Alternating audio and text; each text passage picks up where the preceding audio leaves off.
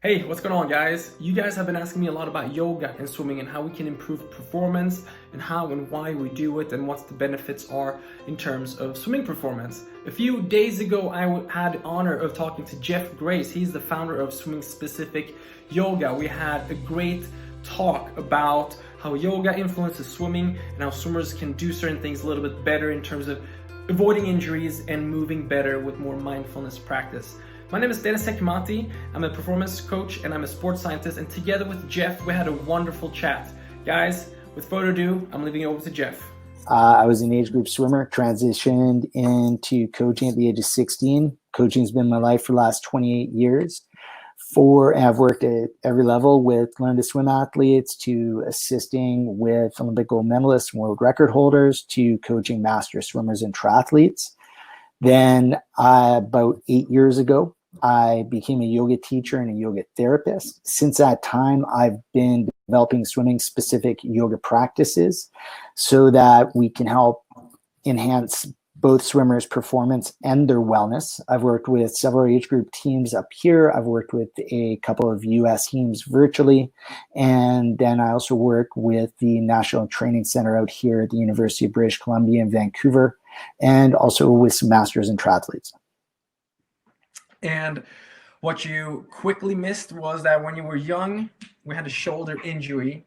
Yeah. So many swimmers. I mean, I want to say, if we want to reach elite level, college level, 9 out of 10, some sort of sensation, some sort of feel. I think it's rare to get more than 10% who doesn't have a big shoulder injury or setback. Quickly, just talk us through your injury, how you dealt with that, what you learned from it. And yeah, I feel like you and I have similar backgrounds with injuries, coming to solve this for the swimming community, how we can stay a little healthier from two different aspects. I mean, it was a typical bicipital tendonitis that kind of got out of hand. That started happening when I was 14 years old, when I was a top age grouper up here in Canada, and went through some pretty serious rehab after the age of 14, where I thought I was indestructible, but got taught a very harsh lesson. And that didn't work out that well. So at the age of 16, ended up having a scope where they shaved away a good part of my acromial process to give the tendon more room to move within the joint itself. And that still wasn't entirely successful for me to continue swimming the way I wanted to. So that's kind of when I transitioned into coaching and also competing in triathlons. I think one of the things that I look at and can learn from it is, one, mindfulness, being able to be aware of what's going on, especially within a part of the body, but then also that acceptance level, and having that mindfulness aspect. Don't know if I would have still had it at 16, since most 16-year-old guys are pretty narrow-minded and hard-headed. But having that mindfulness aspect and trying to convey that within my own teaching. But then also, when we look at the anatomy of the body, really learning that control and awareness of the movements of the scap, right? I think that not enough swimmers, whether it be young or old, have had education within how they need to move the scaps and how they can control that movement, and more important, control that movement while they have core control as well. Yeah, I mean, a lot of it comes down to like exploring. Yeah. I'm encouraging my swimmers in the mirror. I mean, feel, where does the shoulder blades move? Is it pinching somewhere? Typically, if it is pinching, right, there's something might be going on. So much of it comes down to mindfulness and creating the mind body connection, the awareness. A lot of us want to skip steps to get to the end goal. Yeah. It's not that easy. I've been there as a coach. I've seen coaches do it to swimmers. Even this week and last week, swimmers in Arizona coming back to training. Talked quickly about progressive overload early in this week. I hear teams really shooting it up within the same week. Yeah. And swimmers coming to me right now and then really feeling broken down one weekend. And that shouldn't be the case either. So mindfulness on so many aspects, from movement to practice to fatigue, to what you said, acceptance, like to get to that state of, Yeah. you know what, It's okay. We learn and we move on, right? It's Totally. I think it's the most important thing. And a lot of athletes who go through injuries might be also more lucky than they think, because it forces them to slow things down depending on the severity, right? Yeah. They force them to slow down. It forces them to become more mindful. It is hard to put on the brake for someone that is already rolling and already being successful until they hit a break. And if they are in their 20s, it might be really, really challenging for them to come right back and refocus and see the big picture in that. So thank you for sharing that with us. Then we went in, everybody talked about my lower back injury, it started when I was about 13, 14 years old. I was playing a lot of soccer, and looking back at it, probably because of my glutes were not able to be as active as they should, and my hamstrings not being as functioning as they should or having the range that it should. Being in the water and swimming so much more than playing soccer, we just keep our legs extended the whole time, essentially. It's not much flexion going on except for tucking around the walls or breaststroke kick, which is still not that much force involved. So, and I was telling Jeff here about pelvic control. When I get into a sumo squat position or sumo deadlift position and I squat down to close to an end range position and I do micro pelvic tilts, keep adding my range, and I'm able to go down deeper and deeper, especially on an anterior tilt, when we're tilting the pelvis forward to flatten out the lower back. Because I think the major issue for the swimmers are the rounding of the lower back and staying in the rounded position of the lower back during very forceful movements, and same thing in the water. Jeff, you mentioned quickly a few movements. How do we teach this on land to swimmers? Because yoga is the best way of being mindful. I admittedly telling myself and everybody here, it took me 30 years to find my glutes. I swam through my college career without my glutes. And that's why I'm not sure I've found mine yet, so don't worry about it.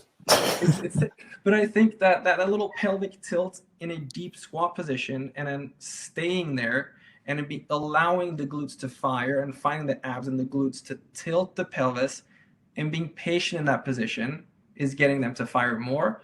And then with some help with proprioceptive work with mobility balls have seemed to be working really well for me as well, that we use in the beginning of our sessions and also more so during recovery weeks and towards the end of the sessions. But I encourage swimmers to do that at home after practice, because that's a good recovery modality. But yeah, please tell us a little bit more about your view of the pelvis and the hips in yoga. Yeah.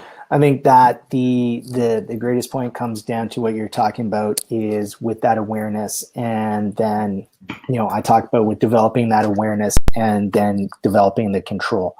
So the awareness of the understanding of how to engage them, but in more of a simplistic sense, or not a simplistic sense, but in more of a simple movement.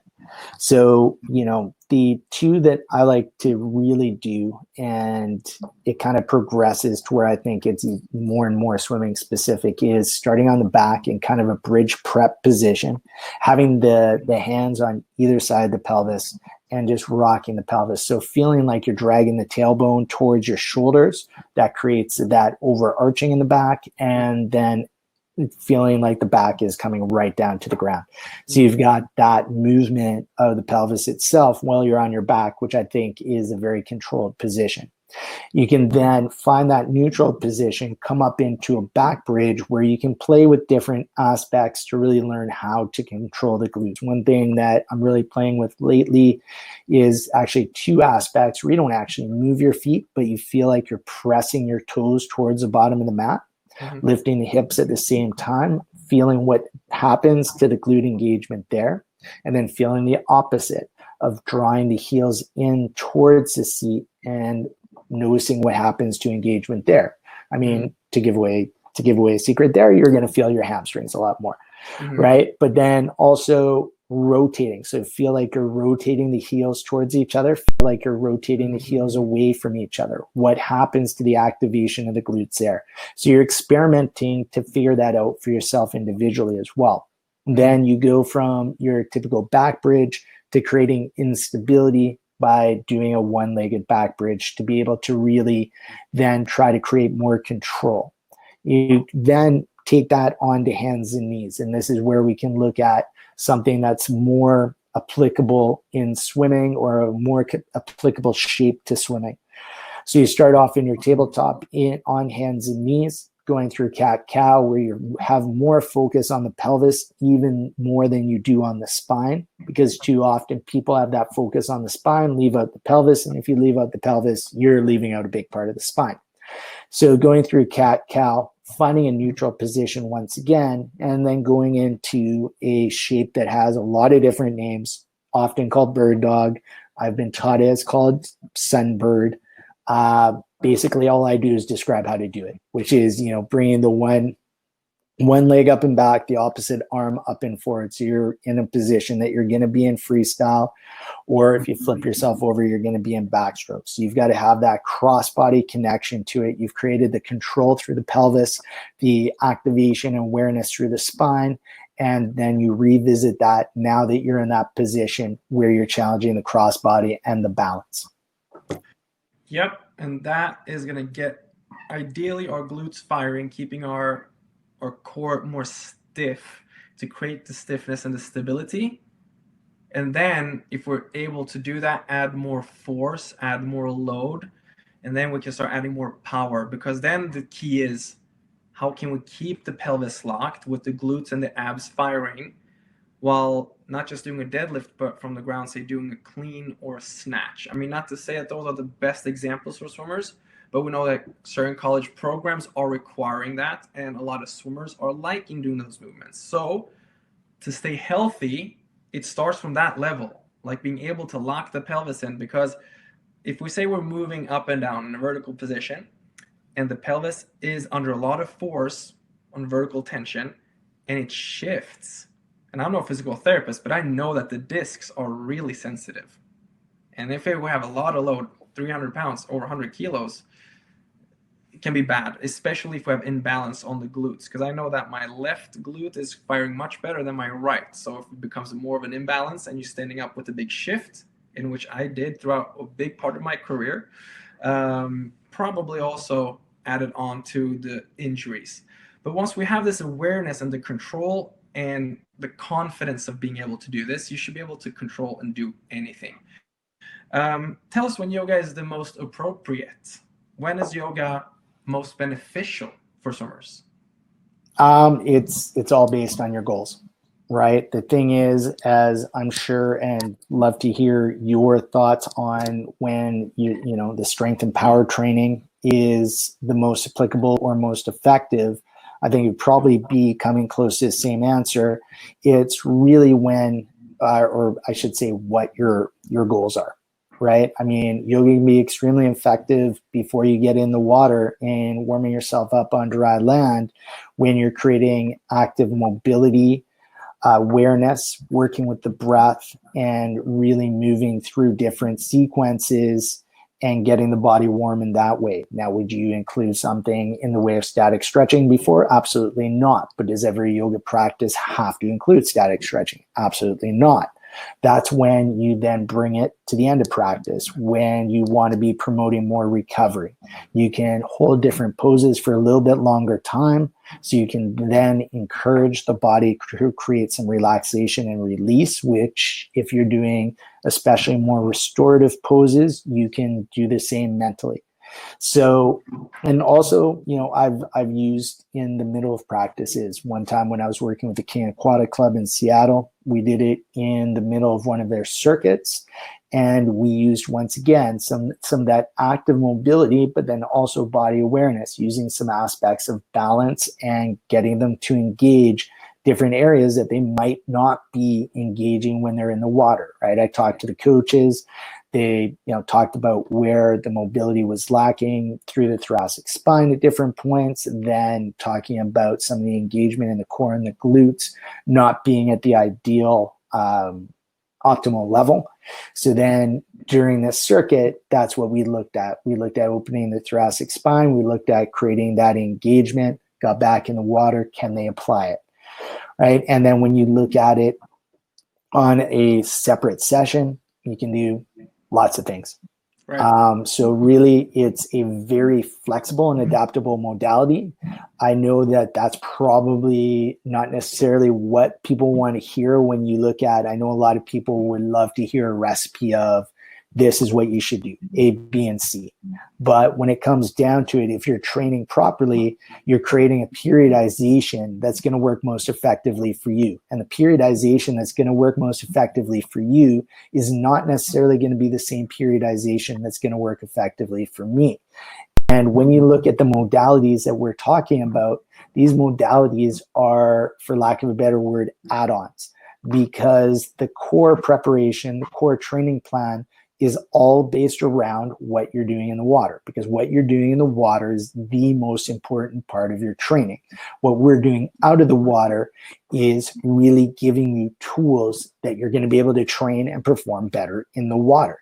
So the first aspect of where is yoga most effective is what is a periodization of your training in the water. What is the time that you have? Do you have time before practice? Do you have time after practice, right? Sometimes swimmers won't have any time after practice when maybe that's going to be the most effective for them, but they do have the time before practice where we can develop some of those different aspects that are going to help them in the water. So when you look at it, it's got to be a reality aspect and it's got to be a planning and goal aspect. Thank you for that. I appreciate it. I had a discussion with a coach maybe a year ago, who reached out and more about risks of yoga, if there are any risks of yoga, who said that they would do dry land here, dry land there in the middle of the week. They would do yoga on Saturdays and also have fast days in the pool, and noticing that swimmers were not swimming as fast. I think they had a full-on like yoga session, like an hour, and then going in to have a performance practice and did not see as good of performances. Maybe because yoga is more fluent, slower kind of movements. So if there are any risks of that pre-training in the water, or if you're doing it, how long should you do it? Because I do agree, so mobility is good. If we do things too long, too slow, it might be detrimental. But if it is a recovery workout in the pool anyway, then go for it. I say, if you want to perform, we need to find a way to keep things quick. So I like to combine things. But do you have any thoughts on that? Yeah, I mean, once again, it comes down to what is your goal and then how do you adapt the practice, right? I mean, with my training, I've got training, really across the board from active vinyasa practices to what would kind of be the general considered hatha to restorative to therapeutic, and other practices. Now, what my philosophy is I take all of that knowledge along with the coaching knowledge that I have and put together what's going to be suitable for what the goal is. So when I would be talking to a coach in that way, shape, and form, you're looking at a practice beforehand. I mean, our practice can be of yoga can be fine beforehand. But when you're looking at it, there's got to be two things. One, it's going to be active. So you have to take into consideration that there will be fatigue from that session. So how is that going to affect your swim session? Maybe you adjust it so it's not an incredible amount of fatigue so they can still have the power, but you've created the activation and the awareness. Because when you go through that, you can go through a progression where you start with the body awareness. You really get the feeling of what's going on with your body, where you're at. So we talked about this before, just in our own private conversation, and looking at the realism of expectations. So you can bring an awareness to really understanding where you're at. You can then create that body awareness and also a focus, right? So those two things are obviously going to help you when you get into water. When you then progress that practice in the way of yoga, you then bring in, how do I stabilize? You work on that stability with that body awareness, and then maybe go to some active mobility. You then take that active mobility and then place it back into faster, more dynamic movement so that you're then accessing that mobility. You then have all of those aspects and your control. You go into the water, you're going to perform better. If you take different aspects that you might do in a different style of practice and say you do that body awareness, you then do some active mobility and engagement, but then you go and you hold poses for a little longer, well, you're going to create inhibition in the muscles. You're not going to be able to fire properly. You're not going to be able to create power properly. That's been well researched. That's been well proven, right? So you have to look at what you're creating for what your goal is. So is there a risk of doing it before practice? I don't think there's a risk. There is a, what are you trying to accomplish factor, right? Like the same thing. If that same coach is looking to have a power session, are they going to, and you can obviously, elaborate on this, are they going to go and do, an hour session in the weight room where you're focused on deadlifts and creating a lot of strength and power? How is that going to affect them in the water? My thought pattern there is, well, you're doing a lot of exertion. You've only got so much power fuel in your body. When you're throwing that power fuel into the weight room, your tank's going to be a little lower when you get to the swimming pool. And then again, not all the clubs are fortunate to have this mindful of a yoga instructor, right, who takes all this into account. So yeah, it does come down to planning and just knowing what the goals are. And then typically, if we do have a plan, shouldn't be an issue. So it's coming down to almost like auditing the program, audit the workout beforehand.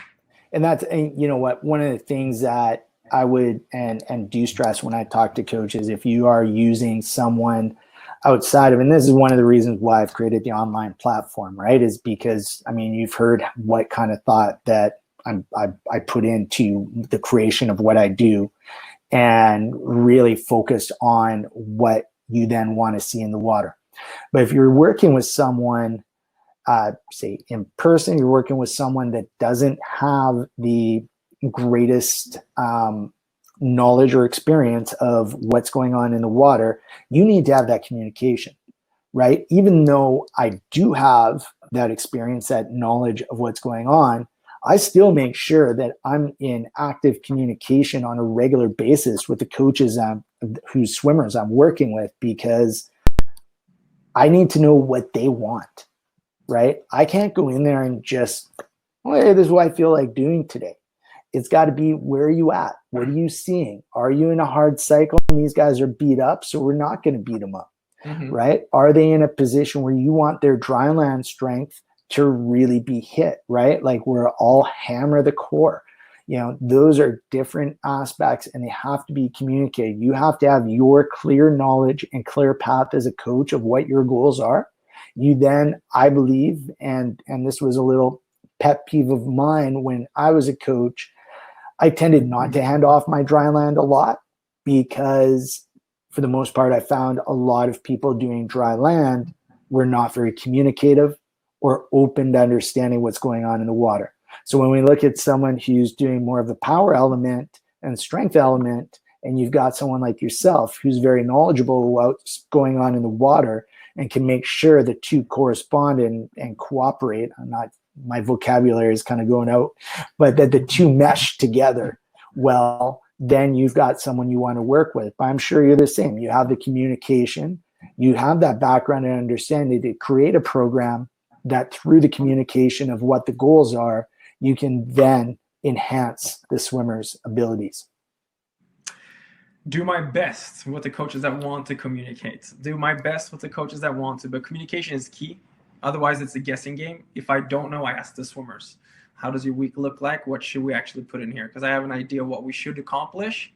In what order shouldn't necessarily matter, right? Because some coaches, at least from an independent perspective, are more communicative than others. But from a perspective of University of Utah when I was coaching, absolutely. But I still had a lot of free range, which was good. It's always nice to get directions from the head coach who has a clear vision of what they would want to do each week and each day. A lot easier. I really only have like 2 questions left for you. Jeff, if you have any major questions for me, let me know. Anyone who's in here on the webinar, don't hesitate to ask any questions here before we start wrapping it up, and might have a little Q&A towards the end if you have any questions. What I would like to hear from you, Jeff, swimmers do yoga, and you've been around yoga and swimming a while. What can swimmers improve the most when they're doing a yoga session? So what can they improve the most, like taking it from the yoga to the water, or what can they Or improve do the what can they most focus? when they're in the actual yoga session itself? They're doing the yoga. They pick the session that they want to do, or at a class, whether it's you or with me. I don't do that much yoga necessarily, but yeah, what should they focus on the most? What's the biggest takeaway they should actually like I do mean, or improve? the biggest takeaway, like, I'll give a top three, right? The biggest takeaway is the mindfulness aspect, and not, I mean, number one is probably an overused word. Number two, some people will have what I feel is not a proper definition to what that mindfulness aspect is. And three, sometimes people relate it to a spirituality type thing. Number one, anything I talk about, and I think when we're applying it to swimming, the spiritual thing needs to go out the window. Is yoga a spiritual practice for some people? Yes. Does it need to be for everyone? Absolutely not. And there should be none of that brought in when you're looking at a program for swimmers. Number two, mindfulness isn't about clearing the head. Too many people think we're talking about clearing the head, not thinking. Mindfulness is having an awareness of what's going on in the present moment and being able to bring yourself back to the present moment. So why is that so important? Why do I give that the number one? Because you have to be in the present moment to understand how you're performing, what you're doing.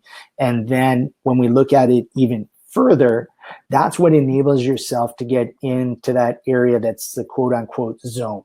But that's the aspect that allows you to get into flow in the long run. In the short term, when you're learning it, it gives you the ability to have control and understand what you're doing with your body, and also what's going on mentally, how you can also approach things in a different manner.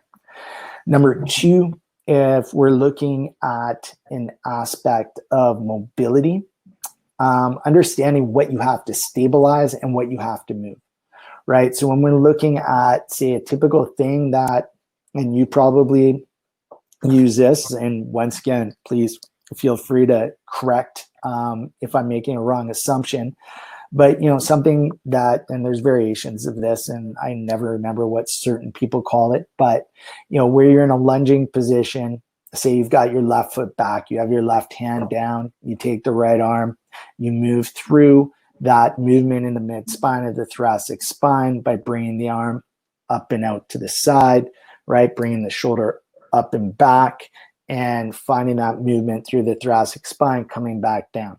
So now if you have no stabilization through your hips, you're doing that movement and you're forgetting about shoulder stability when you come through, which is something I typically see, and a swimmer just flops their arm back, right? Are you creating a desired result? Absolutely not.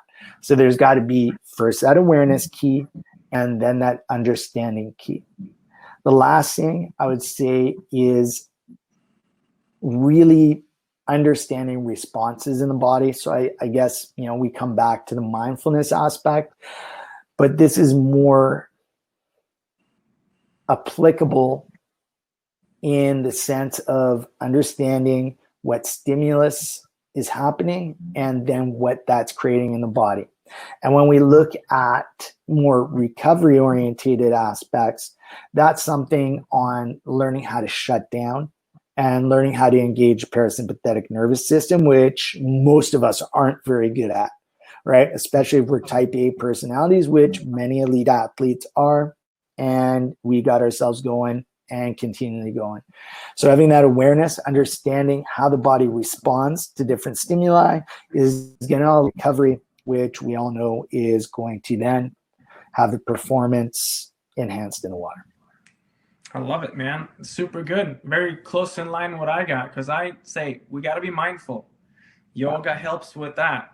We have to maintain perfect techniques, like understanding the movements. And then we make the right choices besides that. So early season, what movements do we pick? How do you do them? Lastly, before we go into the Q&As, Jeff, tell everybody what's going on. On Monday, you got a little launch coming. Yeah. Tell everybody about what you've been working on during this quarantine time. Have you been sane? I know you guys have been starting training this week as well. I hope that training is going well also. I mean, first off, during the quarantine, I hope people have been able to take advantage. I opened up a page of my swimming specific yoga classes free to the entire swimming community, and that was on my website, swimmingspecificyoga.com. That's still actually open. You can find that, take some of those, get a sense of what I do. That's still open until Monday, when on Monday I have my new products, my new platform launching. We're gonna have a flash sale on that. That information can, communicate it to your community. And if you're gonna, visit my site, sign up for my newsletter, those things are going to be communicated as well. But it's super exciting. We've got a platform of over 100 yoga classes that range from 10 minutes to 45 minutes that are, separated out into different focuses, from fundamentals to mobility to strength to body awareness to mental skills and recovery. So really it's been built on everything we've talked about.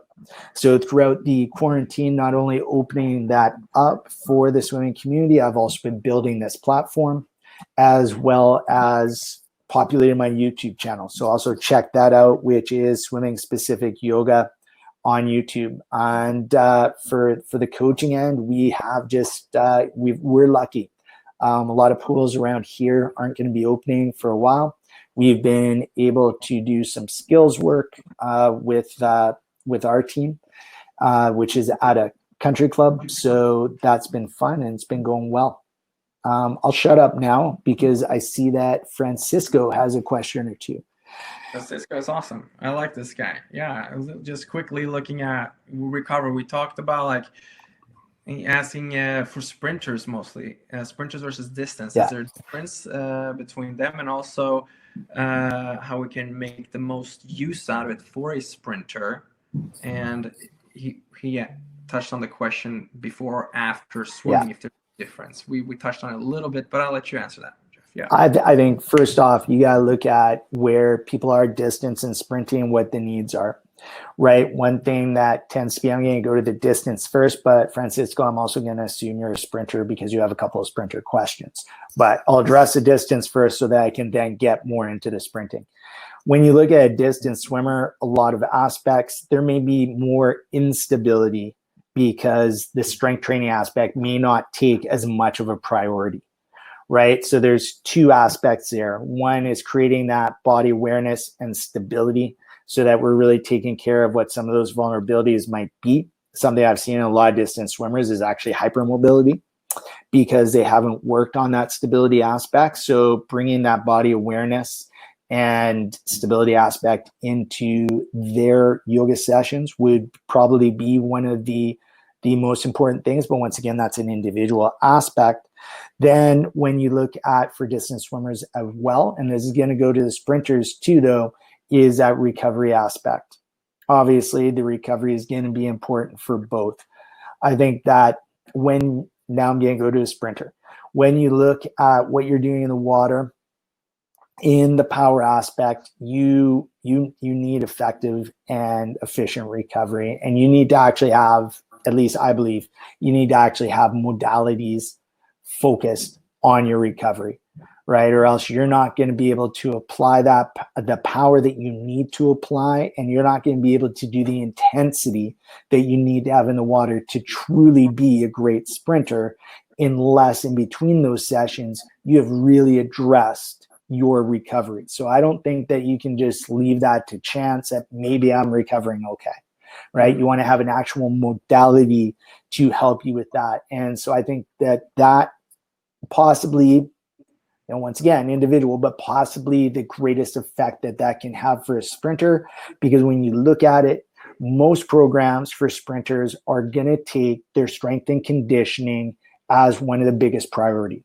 when you take your strength and conditioning as one of your biggest priorities, as long as you're working with someone that has the knowledge and a quality person, and I'm looking at someone on the side-by-side screen with me who is one of those, that you're going to already be focused on having body awareness, stability, and most likely doing active mobility aspects.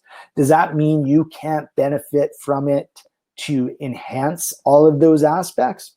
Absolutely not, right? You can definitely benefit from it to develop some of those, especially underlining aspects. And when we look at preparation, another thing that's going to be important, especially as a sprinter, and we know how important underwaters are, is that effectiveness and efficiency of the breath, and really being able to control and learn how to breathe more effectively, which can be something you do before practice or something you can do as an adjunct. Mm-hmm. To build on this, thank you, super good. A lot of people have also asked me, how often, how long should I be doing this? And my answer typically is, and even from when I was at University of Utah, I brought in my neighbor that I was talking to, and she was a yoga instructor. I said, awesome, I would love to bring you in every 2 weeks on the weekend and keep like an optional yoga session. And we got some swimmers in to get some yoga recovery. So I value different modalities, especially with people that know it more than myself. Yeah. But, and correct me if I am wrong here or what you think, I say you should do yoga because a lot of professional swimmers, Roland Skuman being one of them, are very aware of their bodies. A lot of top end swimmers do yoga and they do it well. They look good doing it. They're able to control their breath, as in holding some poses and move without shaking and balancing and making it look like this is the hardest thing they've ever done. So I say once you can do a full yoga session in different levels without dying and getting into some positions. I mean, some people are naturally going to be a little bit more stiff, but once you can be more stable and get into movements and flow, get the idea of flow, then you come into a right spot. Then you might not have to do overlaying. Then you can probably be a little bit more autonomous on knowing what you would like to pick and do. But to me, you need to be able to look good doing it. Yeah, I mean, I want to adjust that. You're absolutely right. Having the control and doing the movement properly, you've got to get that. Now, when you talk about those aesthetics, too often in yoga, we talk about aesthetics. I hope I don't. But to talk about aesthetics is just because that's what was done in yoga. And that should never be. Once again, you got to go back to, why are we doing this? Is it important that you actually get into this shape? Is that going to be beneficial for what you're doing? You only have a certain amount of time, right? And when you take that time away from a different modality of training to put into yoga practice, is that aesthetic something that's going to help you, or do we need to make that adjustment, right? It's got to be, yes, there is proper movement patterns, right? Is the look, I totally understand what you're saying. There's too many people who, I'm going to use down dog as a perfect example, think they need to get their legs perfectly straight in down dog. Well, I'd probably say more than 90%, but 90% of people, they get their legs straight in down dog, their spine curves, right? Because they don't have the actual functional mobility to get that shape, right? Yeah, hell, me. Look at any of my videos and how bent my knees are. But I want to make sure that I take the priority of my shoulder stability and then the length of my spine, because those should be the priorities for me when I look at functional movement. Is it more important that I get my legs straight and then have a curved spine? Is that going to help me move in a more functional, efficient, and effective way? Absolutely not, right? When's the last time you want to swim with a curved spine and straight legs? And you've got to really look at those aspects. So you're right. You want to be able to get into ease of movement. I mean, I've got a tattoo on the arm that I think this side, that is a Buddha that says effortless effort, right? And that's learning that aspect of flow. And I think that's an important thing you can use on the mat. Thank you guys for watching, and thank you, Jeff, for jumping on that wonderful talk. Now, Jeff has a sale going on, like he said, for swimmingspacificyoga.com. He has wonderful mobility classes for you guys to get going with a good yoga instructor on how to actually use the yoga sessions into swimming performance. And as always, if you want to join the virtual training program with Swimmer Strength, never hesitate to reach out to us. And like always, like, share, subscribe to this content, and we have a lot more of this coming for you. See you soon.